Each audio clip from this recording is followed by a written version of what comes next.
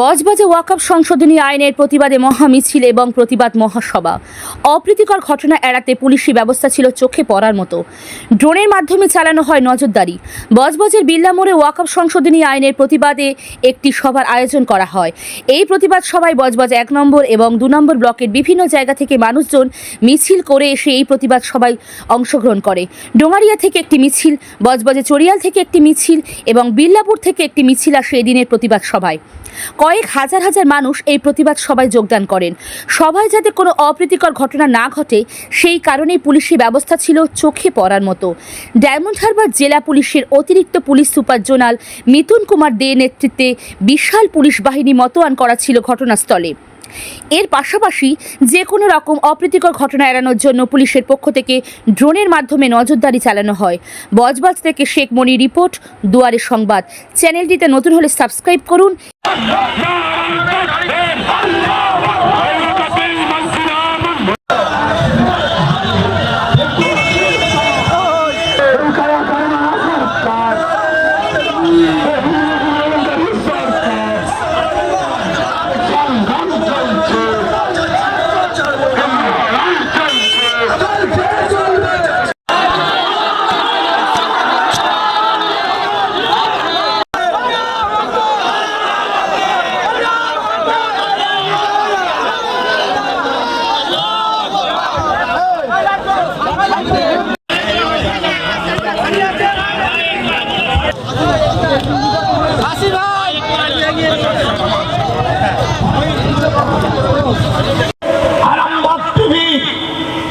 মুসলমান হয়েও সে সারাদিন মুসলমানদের ধ্বংস করার জন্য মিথ্যা খবর করছে। খবর হলো তাদের মতো 10 জন মুসলমানের ইউটিউবারকে 10 কোটি টাকা দিয়েছে, 4 জনকে। তাহলে কাকে বিশ্বাস করবেন আর কাকে বিশ্বাস করবেন না? তাই গ্রামে গ্রামে, পাড়ায় পাড়ায়, মহল্লায় মহল্লায় মুসলমান দেশধারী যখন নতুন কোন লোক দেখবেন একটু জানার চেষ্টা করবেন, বোঝার চেষ্টা করবেন। ওরা ওদের কথা রেখেছে, আমরা কিন্তু নীরব থেকেছি, আমরা মানে বুঝতে পারিনি। যে কারণে শীতকালীন অধিবেশনে মাত্র 2-3 মাস আগে যখন লোকসভায় এই ভয়াবহ বিলটা উত্থাপন হলো, তখন আমার মুসলিম নেতারা চুপ করে বসে থাকলো। কেন কেন তারা তখন থেকে প্রতিবাদ করেনি? তাহলে এতদিনে হয়তো মাত্র 2-5 জনের রক্তে আমাদের এই আইন পরিবর্তন হয়ে যেত, কিন্তু আজ হতে পারে 10,000, 20,000। কিন্তু আমি বিশ্বাস করি 1857 সালে এই মুসলমানরা 56,000 প্রাণ বিসর্জন দিয়েছিলেন, রক্তের গঙ্গা বইয়ে দিয়েছিলেন এই ভারতবর্ষকে স্বাধীন করার জন্য। আপনারা জানেন 2টো আইন পাশ হলো। একটা ভয়ঙ্কর উদ্বাস্তু হিন্দু, যারা 1952 সালের পরে এসছেন, মানে কোন যুগে, 70 বছর আগে, 73 বছর আগে, সেই সময় দেশভাগের ফলে যারা কাঁদতে কাঁদতে এলেন, পাসপোর্ট ভিসা করতে পারলেন না, যাদেরকে কাজে লাগিয়ে সকাল থেকে রাত পর্যন্ত যে সমস্ত সেই হিন্দু উদ্বাস্তু ভাইরা বলতে শুরু করলো মুসলমানদের মারবো, কাটবো, ধরবো, আজকে তাদের প্রিয় হিন্দু হৃদয় সম্রাট নরেন্দ্র মোদী তাদের জন্য একটা আইন করলেন। তারা কৃতদাস হয়ে গেল ভারতবর্ষে। কৃতদাস আইন হয়েছে। আইনটার নাম হচ্ছে ইমিগ্রেশন অ্যান্ড ফরেনার্স অ্যাক্ট। ওই 70 বছর আগে যারা ঢুকেছিলেন, তখন থেকে এখন পর্যন্ত যারা ঢুকে ভোটার কার্ড, আধার কার্ড করেছেন, তাদের 7 বছর জেল, 10 লক্ষ টাকা ফাইন, তারপর লাথি মেরে তাদের বাংলাদেশে পাঠাবে। এখনো তারা চুপ করে নাক ডেকে ঘুমাচ্ছে।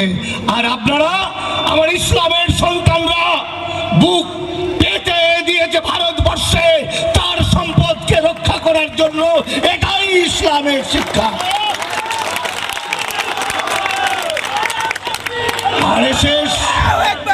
আরএসএস গুরুজি গোলওয়ালকার, এই যে আরএসএস, এদের যে হেড, এই যে ম্যানিফেস্টো যেটা দেখে দেখে চলছে, সেই গোল ওয়ালকার বলেছেন মুসলমানরা ভারতবর্ষে জন্মেছেন তাই তার মাতৃভূমি ভারত, কিন্তু পূর্ণভূমি ভারত নয়, পূর্ণভূমি আরব দুনিয়া।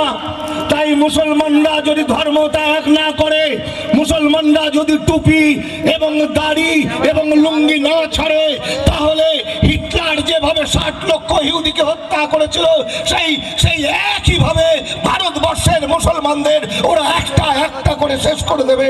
তাই দেখেছেন বুলডোজার দিয়ে মুসলমানদের বাড়ি গুড়িয়ে দিচ্ছে। এরপরও আমরা চুপ করে আছি। তাহলে বন্ধু, আজকে যে আইনটা তৈরি হয়েছে, সেই আইনটা আজকের প্ল্যানিং নয়, খুব হালকা বিষয় নয়। হ্যালো, দেখতে পাচ্ছি প্রত্যেক দিন ভারতবর্ষের প্রত্যেকটা জায়গায়, বিশেষ করে আমাদের এই পশ্চিম বাংলার বিভিন্ন জায়গায় আমরা লক্ষ্য করছি যে একটা অশুভ শক্তি, সাম্প্রদায়িক শক্তি যেভাবে মাথাচাড়া দিয়ে উঠেছে, যেভাবে মানুষের মধ্যে বিভাজনের বাতাবরণ তৈরি করছে, যেভাবে একে অপরের মধ্যে ফাটল ধরানোর পরিবেশ পরিস্থিতি তৈরি করছে, তা থেকে আমাদের সতর্ক থাকতে হবে। গতকালকে একটা মিটিং করে কলকাতা থেকে ফিরছিলাম, আমাদের বারাসাত চাপাডালিতে বিভিন্ন বিশেষ একটি সম্প্রদায়ের গাড়িগুলোকে দেখে দেখে গেরুয়া পতাকা লাগানো হচ্ছে। কিছু অসভ্য বর্বর, আপনারা জানেন যে গেরুয়া প্রতীক একটি ত্যাগের প্রতীক। গেরুয়া প্রতীক সন্ত্রাসের বাতাবরণ তৈরি করার প্রতীক নয়। গেরুয়া প্রতীক দিয়ে, গেরুয়া প্রতীককে দেখিয়ে যেভাবে এক শ্রেণীর উন্মাদ, এক শ্রেণীর বদমায়েশ, কালপিট, শয়তান সমাজে বিভিন্ন জায়গায় অশান্তির বাতাবরণ তৈরি করছে, তারা গেরুয়া প্রতীক সম্পর্কে তাদের কোনো ধারণা নেই, জ্ঞান নেই, তারা মূর্খ। কারণ গেরুয়া প্রতীক যে স্বামী বিবেকানন্দ আমাদের শিখিয়েছেন, যে সম্প্রীতির কথা বলেছেন, সেটা আমাদের ভুলে গেলে চলবে না। তাই গেরুয়া প্রতীককে নিয়ে, গেরুয়া ঝান্ডা নিয়ে যারা সমাজের বিভিন্ন জায়গায় অশান্তির বাতাবরণ তৈরি করছে, তারা গেরুয়া প্রতীক সম্পর্কে তাদের কোনো ধারণা নেই। আপনাদেরকে বোঝাতে হবে মানুষকে যে গেরুয়া প্রতীক, গেরুয়া যে ফ্ল্যাগ, এটা কিন্তু ত্যাগের প্রতীক, এটা মাথায় রাখতে হবে। আজকের এক শ্রেণীর ধান্দাবাজ, দাঙ্গাবাজ গোটা ভারতবর্ষে গেরুয়া প্রতীককে দেখিয়ে প্রত্যেকটা জায়গায় অশান্তির বাতাবরণ তৈরি করছে। সেই অশান্তির বাতাবরণে আমরা পা দেব না কেউ। আমাদের লক্ষ্য থাকবে অন্যায়ের বিরুদ্ধে প্রতিবাদ করতে হবে। একটা অমুসলিম ভাই যখন অত্যাচারিত হবে, ক্ষুধার্ত থাকবে, তার উপরে অত্যাচার হবে, আমাদের মুসলিম ভাইদেরও তাদের পাশে দাঁড়ানো, এটা ইমানি কর্তব্য, দায়িত্ব, এটা ভুলে গেলে চলবে না। মহানবী সাল্লাল্লাহু আলাইহি ওয়াসাল্লাম সম্প্রীতির বাতাবরণ তৈরি করে গেছেন। তিনি উদারতার কথা বলে গেছেন, তিনি মানবিকতার কথা বলে গেছেন। এই কারণেই তিনি তো মানবতার মূর্ত প্রতীক হিসাবে পরিচিত। আজকে যদি আমরা তাদের চক্রান্তের ফাঁদে পা দিই, তাহলে কিন্তু অশান্তির বাতাবরণ তৈরি হবে। তাই আপনাদেরকে বলবো, আমাদের এখনো অনেকগুলো প্রোগ্রাম, আমি সেই উত্তর 24 পরগনা বারাসাত থেকে এসেছি, মানুষের মধ্যে কিন্তু উত্তেজনা তৈরি হবে, এটা আগে বুঝতে হবে। এটা আগে বুঝতে হবে। আমাদের আন্দোলনটা এমনভাবে করতে হবে যাতে অমুসলিম, অন্য সম্প্রদায়ের ভাই, শিখ, ইসাই, খ্রিস্টান, জৈন, বৈধ, হিন্দু প্রত্যেকেই আমাদের এই আন্দোলনকে যাতে সাথ দেয়, সেই পরিবেশ পরিস্থিতি আমাদের নিজেদের তৈরি করতে হবে। তাদের কাছে রিচ আউট করেছি যাতে না আমাদের মধ্যে কোনো মিসকমিউনিকেশন থাকে। আমাদের গণতান্ত্রিক দেশ, এখানে কোনো বিষয়ের সম্বন্ধে যে কেউ গণতান্ত্রিক উপায়ে প্রতিবাদ করতে পারেন, কোনো ব্যক্তি বা গোষ্ঠী। ঠিক সেইভাবেই যেটা সহনাগরিক যারা আছে তাদের নিরাপত্তা নিশ্চিত করাটা, তাদের কেউ যেন উপদ্রুত বোধ না করেন, সেটা আমাদের দায়িত্বের মধ্যে পড়ে। তো সেটাতে মেজরিটি লোক সবসময় সেটা মেনটেন করার চেষ্টা করেন। কিছু থাকে নিশ্চিতভাবেই তাদের একটা সবসময় একটা বিশৃঙ্খলা তৈরি করার দিকে একটা থাকে, প্রবণতা থাকে। তো সেই প্রবণতাটাকে আমরা কড়া হাতে দমন করেছি এবং আমরা যে আগামী দিনেও করবো সেটাও আমরা বার্তা দিয়েছি। এবং যারা উদ্যোক্তা বা পার্টিসিপেন্ট, তারাও সেটা ছড়িয়ে দিয়েছে নিজেদের মধ্যে। ন্যাচারালি এই যে খুব অল্প সংখ্যকের মধ্যে এই ধরনের কিছু থাকে চিন্তাভাবনা, তারা বিচ্ছিন্ন হয়ে গেছে, তো যার জন্য বিষয়টা শান্তিপূর্ণ হয়েছে। ধন্যবাদ। Thank you.